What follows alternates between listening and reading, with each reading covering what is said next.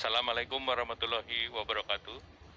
Salam sejahtera bagi kita semua yang kami hormati. Sini hadir mendampingi saya Ketua Umum Kadin Pak Arsyad beserta jajarannya dan juga Ketua Umum HIPMI Pak Maming dan Ketua Umum Apindo beserta ketua-ketua asosiasi.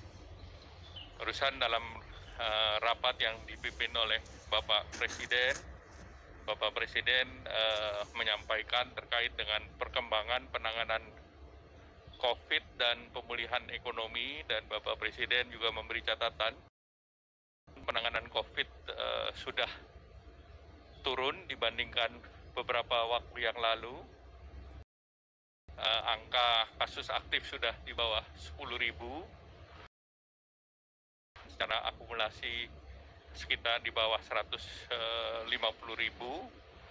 Maka tentu langkah-langkah yang sudah dilakukan oleh pemerintah ini untuk terus dijaga bahwa pandemi COVID belum berakhir, dan diminta agar seluruh masyarakat untuk terus waspada, dan diminta kepada pemimpin-pemimpin perusahaan, para CEO, para asosiasi dan kadin untuk juga mengingatkan bahwa ini harus dijaga terus, karena pertumbuhan ekonomi itu berbanding terbalik dengan penanganan COVID.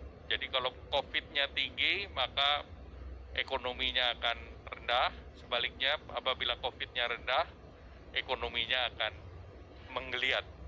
Nah, oleh karena itu dalam pertemuan tadi juga Bapak Presiden mendorong agar kita semua optimis untuk menghadapi tantangan-tantangan ke depan, termasuk juga disampaikan oleh Bapak Presiden terkait dengan pembangunan ibu kota baru yang perencanaannya akan terus dilaksanakan, dan juga terkait dengan perundang-undangan, dan pengembangan ini akan dilakukan dalam 15 tahun sampai ke depan.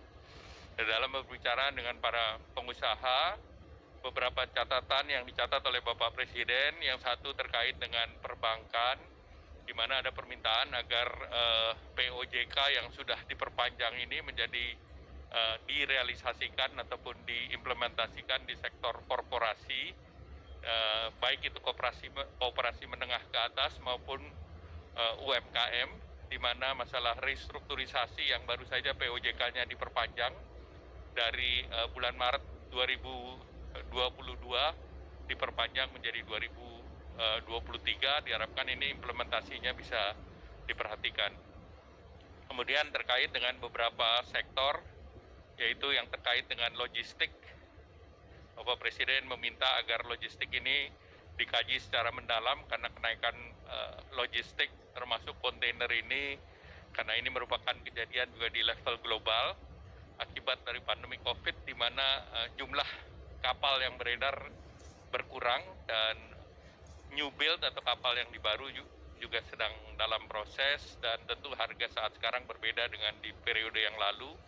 Maka tentu tadi ada usulan agar para pemilik kontainer ini untuk dikumpulkan dan diminta bantuan agar bisa membantu terkait dengan kontainer. Beberapa hal lain terkait sektor retail, tentu pemerintah sudah memberikan beberapa pembebasan, termasuk PPN ditanggung pemerintah, dan sektor retail tentu masih meminta beberapa juga fasilitas lain yang terkait juga dengan PPH, dan pemerintah akan mencatat dan mengkaji. Terkait hal-hal teknis lain terkait dengan royalti musik, diminta untuk ditinjau untuk basis perhitungan pembayaran royalti. Nah, itu Bapak Presiden juga akan meminta teknis, Kementerian Teknis untuk menghitung. Demikian pula terkait dengan pengembangan berbasis waralaba yang diminta dilakukan. Nah, Bapak Presiden juga meminta agar regulasinya disesuaikan agar lebih fleksibel.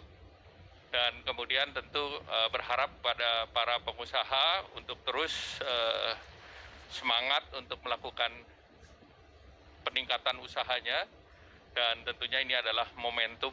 Sesudah di kuartal kedua kita naik 7,07, dan sesudah penanganan COVID kita lebih baik dari berbagai negara lain, termasuk Indonesia ini bukan 10 besar negara yang angka COVID-nya tinggi dan angka vaksinasi kita juga sudah relatif di atas 107 juta vaksin, maka tentu kedepannya adalah bagaimana kita mendorong para pengusaha ini untuk terus meningkatkan kegiatan ekonominya sehingga angka pengangguran bisa kita turunkan. Demikian, Pak Ketua Umum Kadin mungkin ingin ada yang disampaikan, silakan.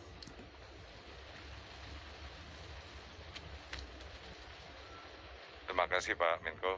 Bismillahirrahmanirrahim. Assalamualaikum warahmatullahi wabarakatuh. Yang saya hormati Pak Menko dan juga teman-teman semua. Kami hadir di sini sebagai Kadin, sebagai rumah daripada seluruh himpunan dan juga asosiasi-asosiasi dan juga kadin-kadin daerah, di mana adalah rumah daripada pengusaha mikro sampai dengan besar. Tadi kami senang sekali bahwa bisa terjadi diskusi dan memberikan masukan kepada Bapak Presiden yang sudah diutarakan oleh Pak Menko tadi, diskusi-diskusi yang ada tadi. Namun juga tadi kita juga mengatakan bagaimana khususnya untuk restrukturisasi daripada perusahaan-perusahaan yang dari kecil sampai tumbuh besar yang diharapkan bisa akan lebih cepat lagi, lebih baik lagi, dan lebih fleksibel lagi. Dan selain itu juga adalah mengenai modal kerja. Bagaimana supaya upaya bisa memberikan modal kerja pada pengusaha dari yang mikro, kecil, sampai yang besar, bagaimana bisa lebih fleksibel juga dengan keadaan situasi posisi pada saat ini. Selain itu juga mengenai ibu kota negara, kami menyampaikan juga bahwa di sisi ini kami mendukung dalam bahwa ibu kota ini adalah sebagai simbol daripada bagaimana kemudian hari di Indonesia 2045. Karena Indonesia 2045 simbolnya adalah sebuah Indonesia yang baru, yang asli, dan lain-lain. Nah, ini adalah satu simbol, dan dengan demikian kami mendukung sebagai simbol daripada bagaimana Indonesia menciptakan Indonesia yang baru dan menjadi Indonesia yang maju di 2045. Terima kasih. Wassalamualaikum warahmatullahi wabarakatuh. Saya hanya cerita ini untuk memberikan optimisme kepada Bapak Ibu sekalian, bahwa posisi kita sudah seperti ini, tetapi juga jangan senang-senang dulu. Jangan euforia, bekerja ya, tapi jangan terlalu euforia, kemudian lepas ini, kemudian